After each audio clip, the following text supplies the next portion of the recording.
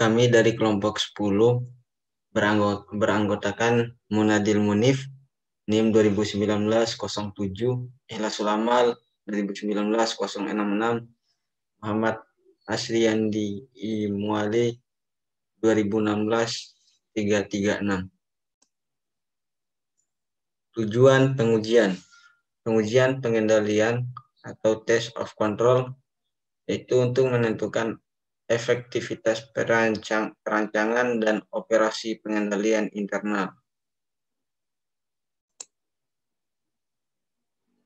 Jenis utama pengujian. Auditor mencapai tujuan pengujian pengendalian dan pengujian substantif dengan melaksanakan pengujian yang dapat dibagi menjadi 4 kategori utama. Yang pertama, pengujian analitis. Dilakukan oleh auditor dengan cara mempelajari perbandingan dan hubungan antara data yang satu dengan data yang lain. Pada tahap awal proses audit, pengujian analitik dimaksudkan untuk membantu auditor dalam memahami bisnis klien dan menemukan bidang yang memerlukan audit lebih intensif. Yang kedua, observasi dan tanya jawab. Observasi, cara memperoleh bukti dengan menggunakan panca indera terutama mata, yang dilakukan secara kontinu selama kurun waktu tertentu untuk membuktikan suatu keadaan atau masalah, biasanya melihat dari jarak jauh atau tanpa disadari oleh pihak yang diamati. Sedangkan tanya jawab itu sendiri berkenaan dengan pertanyaan untuk memperoleh pembuktian, dapat dilakukan secara lisan atau wawancara tertulis. Sedangkan yang ketiga, pengujian transaksi. Pengujian substantif transaksi. Pengujian substantif adalah prosedur yang digunakan untuk menguji kekeliruan atau ketidakberesan dalam bentuk uang yang langsung mempengaruhi kebenaran saldo laporan keuangan.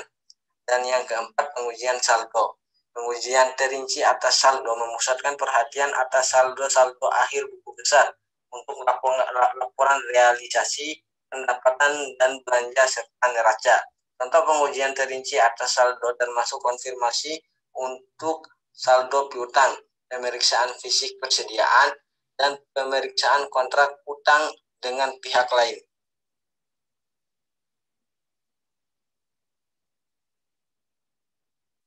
Kemudian masuk pada tahap bukti audit.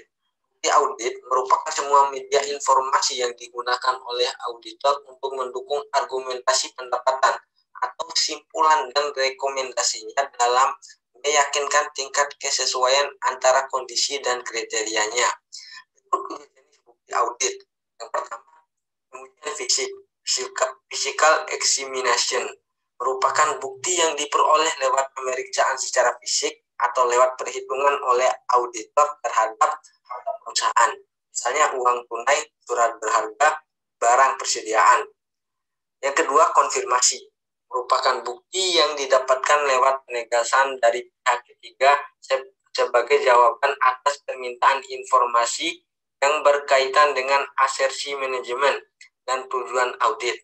Umumnya auditor lebih memilih konfirmasi tertulis karena mudah direview oleh supervisor audit dan memberikan dukungan keandalan. Yang ketiga, dokumentasi, merupakan pemeriksaan atau penyelidikan oleh auditor atas dokumen dan catatan klien guna mendukung informasi yang telah tersaji. Dokumentasi digunakan secara luas sebagai bukti audit karena biayanya yang relatif rendah dan pada banyak kesempatan menjadi satu-satunya bukti audit yang tersedia dan layak. Yang keempat, prosedur analitis. Dengan cara menggunakan perbandingan dan hubungan untuk menilai apakah saldo akun atau data lainnya tampak wajar, misalnya auditor melakukan perbandingan total beban gaji dengan jumlah tenaga kerja untuk menunjukkan apakah ada pembiayaan gaji yang tidak semestinya. Yang kemudian, yang kelima, wawancara dengan klien, merupakan upaya untuk memperoleh informasi secara lisan ataupun tertulis dari klien yang menjadi bukti respon atas pertanyaan dari auditor. Sedangkan yang keenam, perhitungan ulang, merupakan pengujian atas keakuratan hasil perhitungan klien. Adapun yang ketujuh, observasi, merupakan penggunaan alat indera untuk menilai aktivitas klien. Misalnya, auditor melakukan kunjungan ke lokasi pabrik untuk mengamati proses produksi. Pengertian pengujian audit. Suatu program audit yang terdiri dari pengujian audit yang dirancang untuk memenuhi salah satu atau tiga tujuan utama. Pengujian audit ada tiga. Yang pertama yaitu pengujian analitik, yang kedua pengujian pengendalian, yang ketiga pengujian substantif.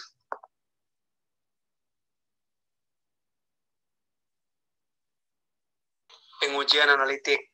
Pengujian ini dilakukan oleh auditor dengan cara mempelajari perbandingan dan hubungan antara data yang satu dengan data yang lain. Pada tahap awal proses audit, pengujian analitik dimaksudkan untuk membantu auditor dalam memahami bisnis klien dan dalam menemukan bidang yang memerlukan audit lebih intensif. Sebelum seorang auditor melaksanakan audit secara rinci dan mendalam terhadap objek audit, ia harus memperoleh gambaran yang menyeluruh mengenai perusahaan yang diaudit. Untuk itu, analisis rasio, analisis laba bruto, analisis terhadap laporan keuangan, perbandingan merupakan cara yang umumnya yang ditempatkan oleh auditor untuk mendapatkan gambaran menyeluruh dan secara garis besar mengenai keadaan keuangan dan hasil usaha klien.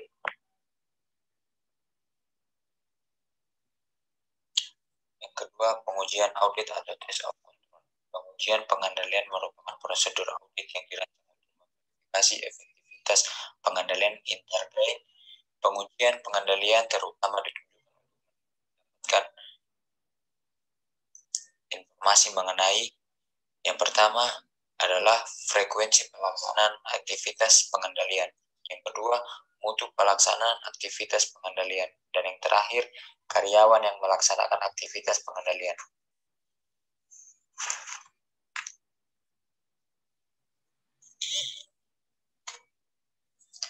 Tiga, pengujian substantif. Pengujian substantif menentukan apakah ada saji angka yang material ataupun pengungkapan dalam laporan keuangan. Jika klien telah menetapkan pengendalian internal yang baik, maka auditor bisa memutuskan untuk membatasi pengujian substantif karena internal klien tampaknya dapat mencegah salah saji yang material.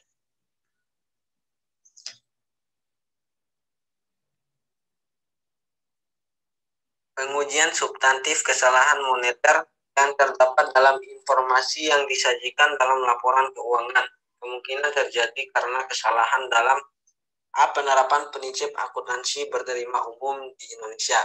Sebagai contoh, dalam pengujian substantif terhadap pendapatan penjualan self revenues, auditor melakukan prosedur audit untuk menemukan pertama, kemungkinan terjadinya kesalahan klaim dalam menerapkan prinsip akuntansi berterima umum di Indonesia, sehingga berakibat angka pendapatan penjualan dalam laporan laba rugi menjadi lebih rendah atau lebih tinggi dari jumlah yang seharusnya. B. Ketidakterapkannya prinsip akuntansi berterima umum di Indonesia. Adanya kemungkinan klaim menyajikan informasi pendapatan penjualan yang tidak berdasarkan prinsip akuntansi berterima umum di Indonesia, sehingga dapat mengakibatkan pemakaian laporan keuangan salah dalam membuat keputusan. C. Ketidakkonsistennya dalam penerapan akuntansi berterima umum di Indonesia.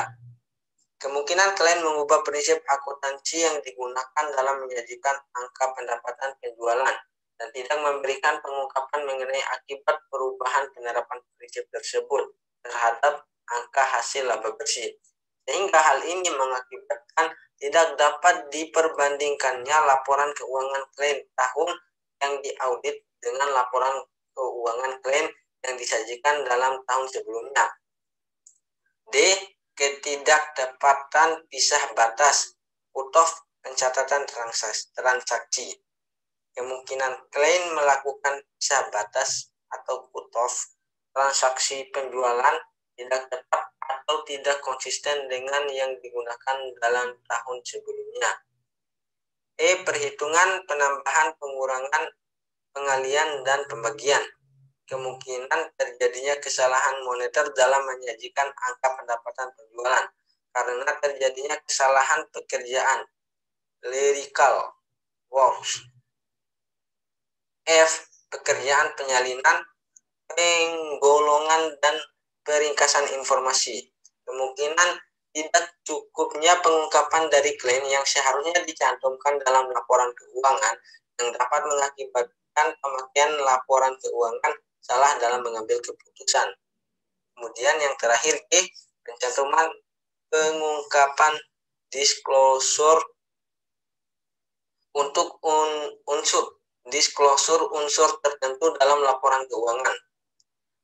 Karena sebagian besar angka pendapatan penjualan tersebut terjadi dari transaksi antara pihak-pihak yang mempunyai hubungan istimewa, hubungan induk anak perusahaan, maka auditor harus mengusulkan kepada klien untuk mengungkapkan disclosure mengenai informasi tersebut dalam laporan keuangan.